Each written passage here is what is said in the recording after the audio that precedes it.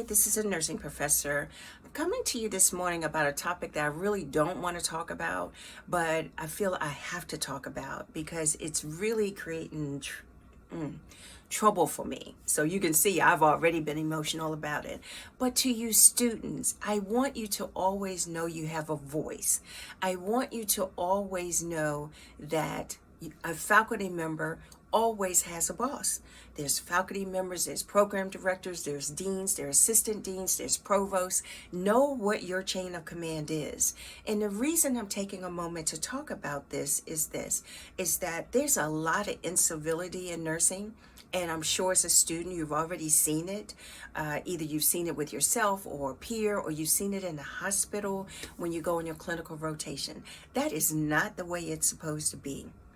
Unfortunately, and I've had over 30 years of experience, is what I see is that nurses have the patience and allow grace to their patients, which they should, because that is what we're in the business for. We're in the business of helping patients. However, we have to extend that same level of grace to our colleagues, our peers, our fellow students. If you're a faculty member hearing this, you have to allow that to your student. You know, everybody's not trying to get one over on you. And so let me give you just a brief story of what I'm talking about.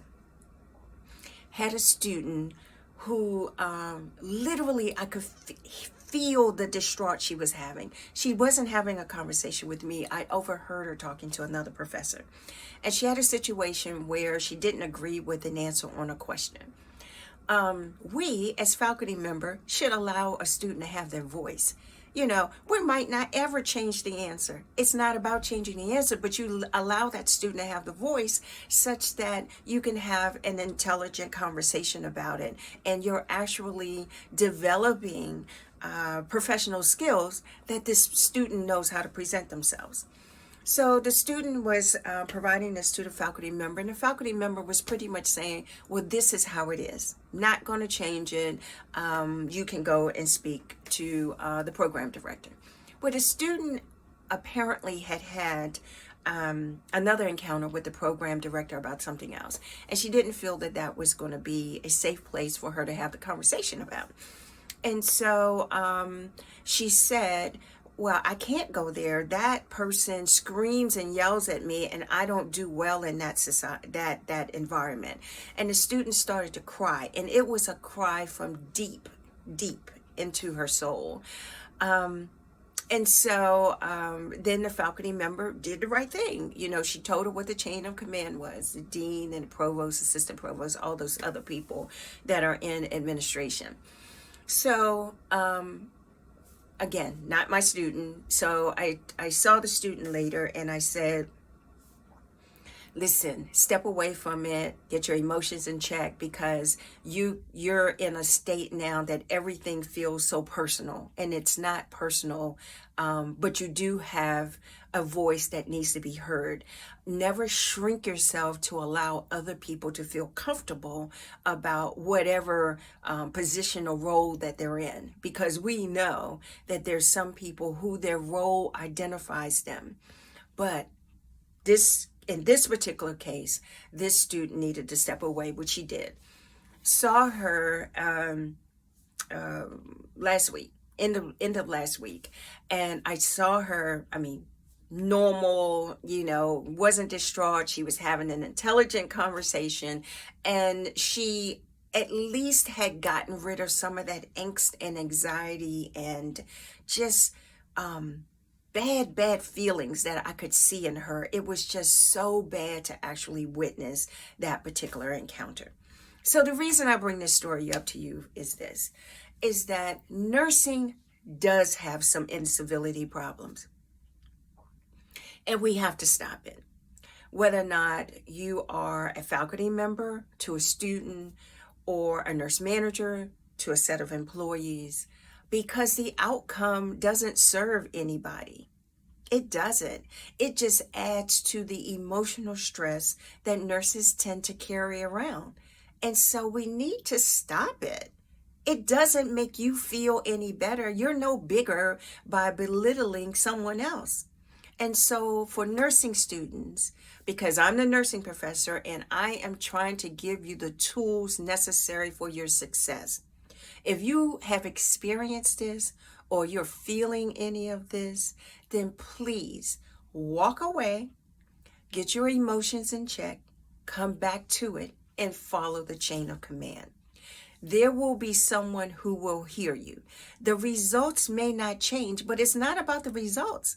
It is about you being able to have a free conversation about whatever the problem is, whether or not you agreed with the results, whether or not you agreed that the test was fair.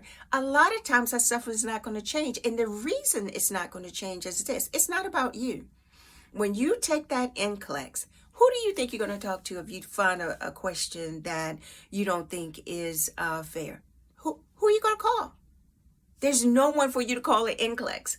NCLEX is going to be the way it is. So there are some questions, there are some quizzes, there are some assignments that you won't agree with, and that is okay. But my purpose of this video is this: never, ever, ever shrink yourself so that other people feel comfortable with their positions. You are going to be a healthcare professional. And that means this, is that your patients are relying on you to be an advocate for them. So if you can't advocate for yourself, how are you going to be an advocate for a patient? And so I'm going to leave you with this. There was a story on the internet, on all social media, a 28-year-old, maybe about a month ago now, new nurse, relatively new nurse, actually took her life. And it sounded like the pain that she wrote on the paper, on her note, of describing some of the incivil actions that happen when you're in healthcare. We need to stop it. It doesn't serve anybody any good. And if you need to bump your own chest to make you feel better, go somewhere else. Don't do that in the workplace, because we should all be there for the same purpose, and that is improved outcomes of our patients. So I will leave you with that. I don't want to see any more stories about students or new nurses feeling like they can't be successful because they had to go through a bad experience. I call upon my colleagues. I've been a nurse for over 30 years, so all of the old people, older nurses, we have a lot to offer the younger nurses, but chastising them, making them feel small, making them feel like, why don't you know that? All of those things, they're really unnecessary, and we need to stop it. All right, that's it for now. Happy Monday. I hope my Monday gets better, because this was on my heart and I couldn't let it go. So, nursing professor, I will see you next time.